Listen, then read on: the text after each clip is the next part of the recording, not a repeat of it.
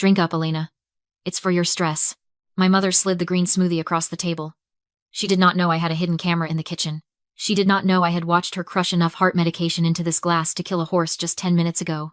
She needed my life insurance money by tomorrow morning, or the loan sharks were coming for her. I did not scream. I did not call 911. I just looked at the poison. Then I turned to my spoiled sister, Emma, who was staring at my exclusive drink with pure jealousy. I smiled calmly and lifted the glass. "Wow, Mom," I said, making sure Emma heard every word. "You finally bought the expensive stuff for me? Before I tell you who drank from that glass and the secret I was hiding under the table, drop a comment telling me, what is the one thing you have forgiven your family for, that you should have never forgiven? I want to read your stories.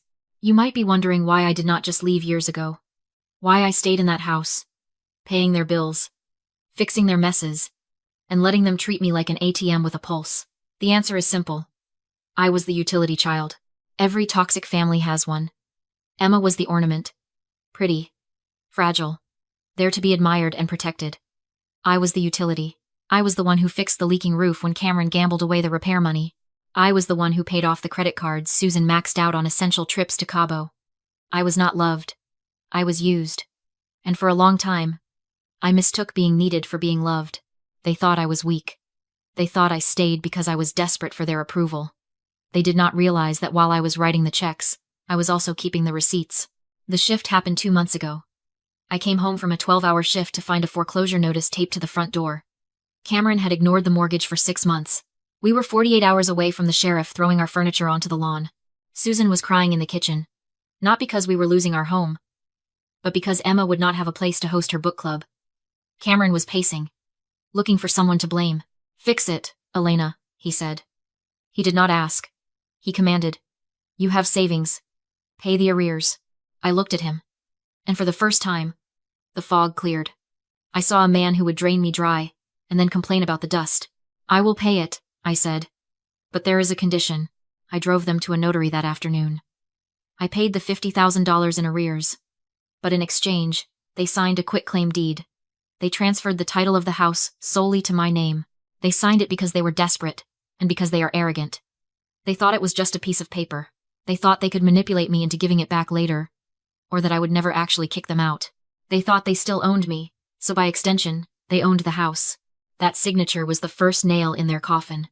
The second nail came 2 weeks ago. I stood in the living room and told them I was moving out. I had bought a condo. I was done paying their bills. Susan did not cry. She did not say she would miss me. She looked up from her magazine and asked, "But who is going to pay the property tax next month?" That night, I went into Cameron's office to look for a stamp. I found a file on his desk, buried under racing forms. It was an accidental death and dismemberment insurance policy. In my name, the coverage was for $2 million. The signature at the bottom was a clumsy forgery of my own. The beneficiary had been changed from Emma to Susan. I stood there in the dark, holding the paper that put a price tag on my life. I realized then that my utility had run out. I was no longer valuable to them as a nurse or a banker. I was worth more dead. I did not confront them. I did not scream. I put the folder back exactly where I found it. I walked out of the office, and I went to buy a camera.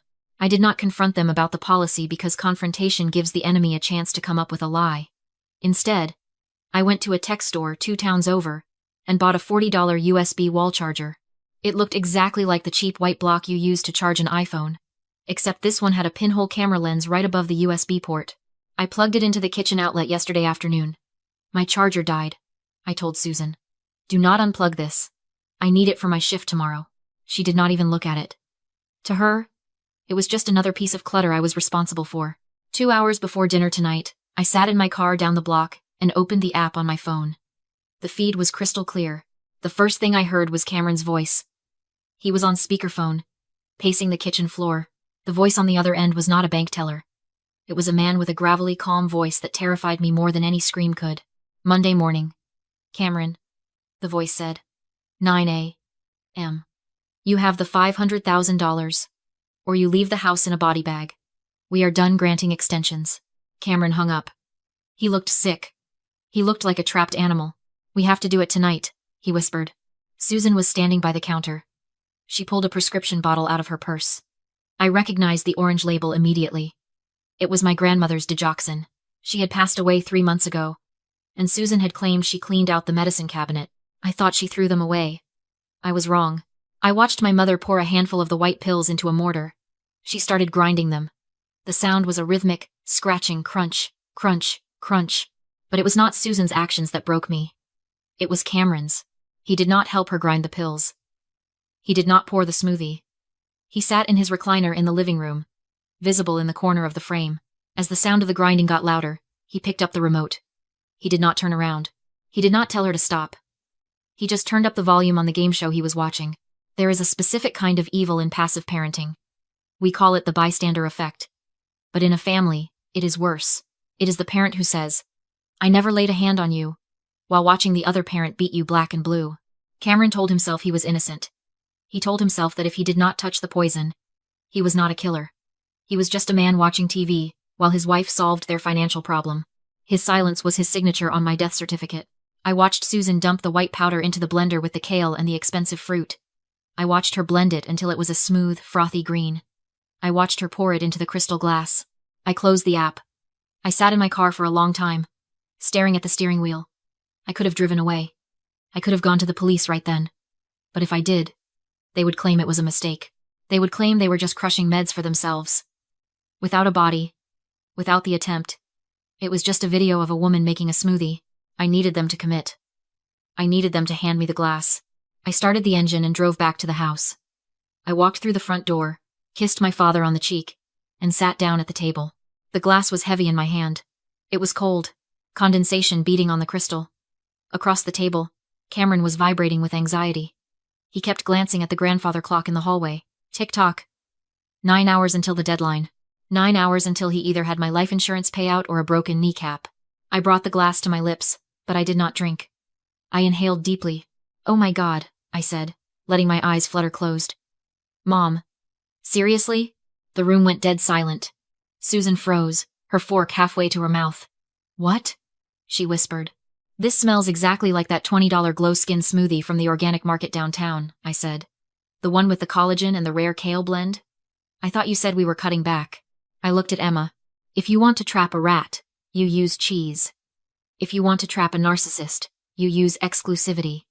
Emma did not care about health. She did not care about vegetables, but she cared about price tags. She cared about having the best thing at the table. Her head snapped up from her phone. Her eyes narrowed, scanning the glass in my hand. "Since when do you buy $20 smoothies for Elena?" she asked. Her voice was not curious. It was accusatory. "I didn't," Susan stammered. "I mean, it is just medicine. For Elena's heart. For stress." "It does not smell like medicine," I said, swirling the thick green liquid. "It smells like vanilla and money. You know, I have been dying to try this for months." I brought the rim to my lips again. I tilted it just enough so the liquid touched my lip. But I did not swallow. I saw Cameron flinch. He leaned forward, his eyes hungry, waiting for the gulp. "Let me taste it," Emma said. It was not a request. It was a demand. Emma was 24, but she still operated on toddler logic. "If you have it, I want it." Susan dropped her fork. It clattered loudly against the china. "No, Emma," she said, too quickly. "It is spicy. You won't like it." "I like spicy," Emma countered. She reached across the table, her manicured fingers grasping for the stem of my glass. This was the pivot point. If I handed it to her, I was liable. If I pushed it toward her, I was a murderer. But if I pulled it away, if I acted like a selfish big sister, hoarding the goods, I pulled the glass back toward my chest, shielding it. "Get off, Emma," I snapped. "Mom made this for me. You have your own wine." That sealed it. If I had offered it, she might have been suspicious. But because I refused, she had to have it. It was a reflex. "You are such a brat," Emma spat. She stood up, reaching over the centerpiece. "Mom pays for everything in this house, Elena. Technically, that smoothie is mine." "Emma, sit down," Susan's voice cracked. She looked at Cameron, pleading with her eyes for help. "Stop her. She is going to drink the poison." But Cameron did not move.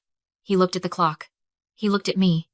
And then he looked at his favorite daughter, the golden child, reaching for the chalice. He did the math. If he stopped Emma, the plan failed. I would know something was wrong. I would not drink it. The morning would come, and the loan sharks would come. He needed a body. He preferred it to be mine. But in a pinch, any body would do. I saw the calculation happen behind his eyes. I saw him decide that his life was worth more than Emma's.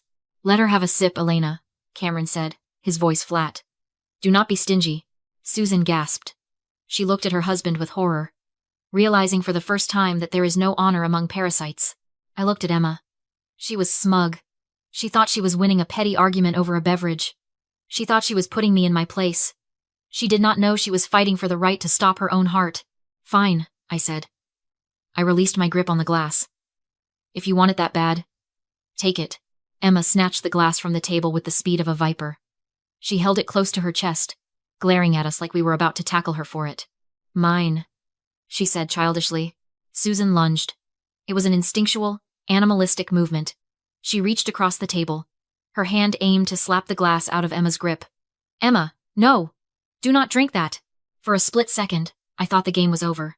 I thought Susan's maternal instinct would override her greed. But I forgot about the third player at the table.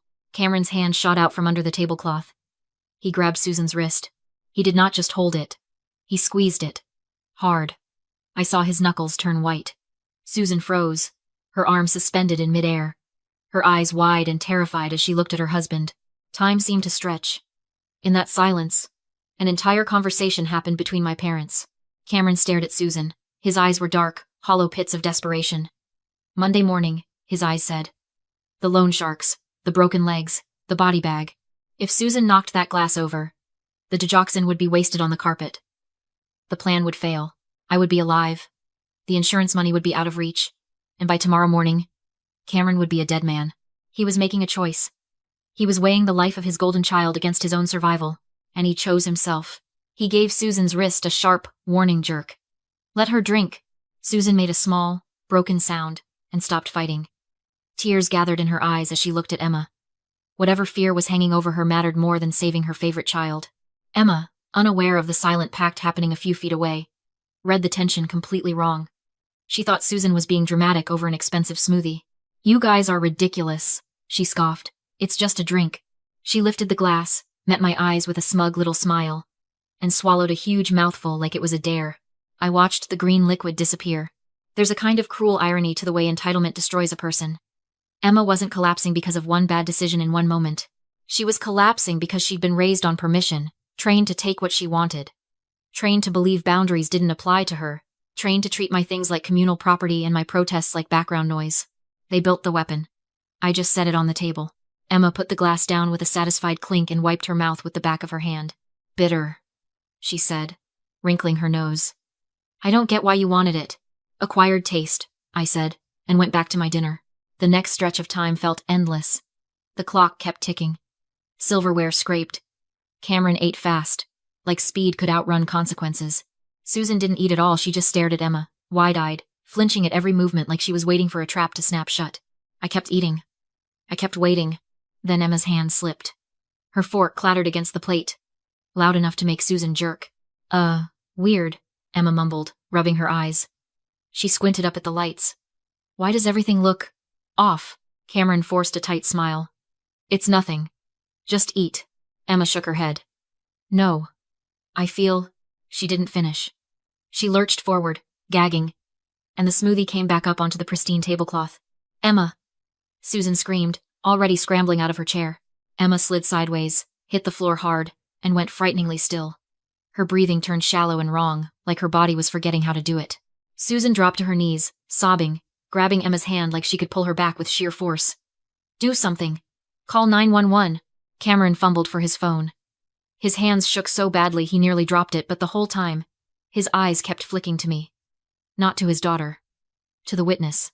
He got the operator, barked the address, and then smoothly, loudly started building a lie. She must have eaten something bad, he said, voice turning performative. Food poisoning. She's vomiting. Please hurry. I stared at him. My stomach went cold. He ended the call and wiped sweat from his lip like he'd just saved himself. Food poisoning? I said, cutting through Susan's panicked crying. That's what you told them? It must be, he stammered. She was out with friends. If they treat this like a stomach bug, I said, voice flat, they'll waste time. And she doesn't have time. Susan made a strangled sound, rocking over Emma. Oh God, oh God. Tell them the truth, I said. I don't know what you're talking about. Cameron snapped. Too fast, too loud. He was doubling down because admitting what was really happening meant admitting there was something in this house that shouldn't exist. It meant questions. It meant police. And whatever debt was tightening around his throat mattered more to him than his daughter's life. I stood. Emma's lips were beginning to lose their color. She's crashing, I said, looking straight at Susan. You have minutes before this becomes permanent. What did she take? Nothing. Susan screamed. She didn't take anything. Stop lying, I roared. The command hit like a slap. Silence cracked open in the room. I pulled out my phone, tapped once, and held the screen up inches from Susan's face. A video played clear, unmistakable. The kitchen, the bottle, the powder, the hands. The moment it went into the drink. Cameron in the background, turning up the TV like the sound could drown out guilt. Susan's eyes bulged. Cameron looked like he'd been shot. You filmed us? He whispered. I watched you, I said. And I watched you let her drink it. Outside, sirens began to rise distant, then closer, growing teeth. They'll be here in 2 minutes, I said calmly. So here are your options. I leaned in, voice low and lethal. Option A, you keep lying. Emma dies. And I hand this to the police. You're not explaining an accident. You're explaining intent. I shifted the phone slightly so Cameron could see every second of it. Option B. You tell the truth right now. They treat her correctly. She lives. And you deal with what you actually did. Susan looked down at Emma's barely there breathing. She looked at my screen. Then she looked at Cameron. Cameron's eyes begged her without words. Don't. Let her go. But something in Susan finally split. 30 years of enabling. 30 years of fear, shattered by the primitive terror of a mother watching her child slip away. She broke. It was the medication. She screamed, voice tearing. It was the heart pills. Please, please, save her. The front door flew open. Paramedics rushed in. Equipment already in motion, followed by uniformed police. Over here. Susan sobbed, waving frantically. Please, she needs help. I stepped back and let the room become what it needed to become. Fast hands, clipped commands, oxygen, IV lines, a monitor beeping with ruthless honesty. Then I turned to the officer hovering in the doorway, confused by the chaos. I'm the one who called earlier, I said, and placed a small USB drive in his hand. You'll want to see what led to this. Especially the part where my father physically stopped my mother from intervening. His face tightened. He looked at the drive, then at Cameron, then back at me. When the paramedics stabilized Emma enough to move her, the police didn't ask questions. They gave instructions. Cameron and Susan left in handcuffs. Cameron never looked at Susan. Never looked at Emma. He stared at me as if he was finally seeing the truth he'd spent decades trying to ignore. I wasn't the background child. I wasn't the utility. I was the one holding the keys. Emma survived. The doctors were blunt. If I'd waited even a little longer, she wouldn't have.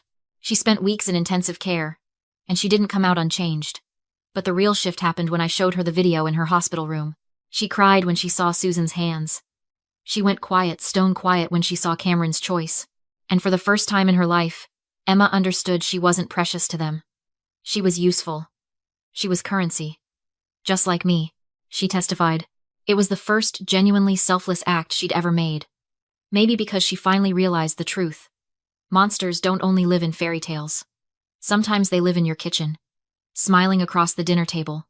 The charges were heavy. The prosecutor didn't treat it like a family mistake. They treated it like what it was. They wanted a payout. They got a sentence. As for the house, I didn't keep it. I didn't want to breathe inside those walls ever again. The deed was in my name. So I cleared it out, locked it up, and listed it the day after the arrest. It sold fast. I'm standing at an airport gate now, watching strangers drag suitcases toward futures they chose. I checked my bank account this morning, the proceeds cleared. Enough to start over anywhere. I deleted Cameron's number. Deleted Susan's. I kept Emma's, but I haven't used it yet. Maybe one day. Maybe not. People say you can't choose your family. That's a lie. You can choose to leave them.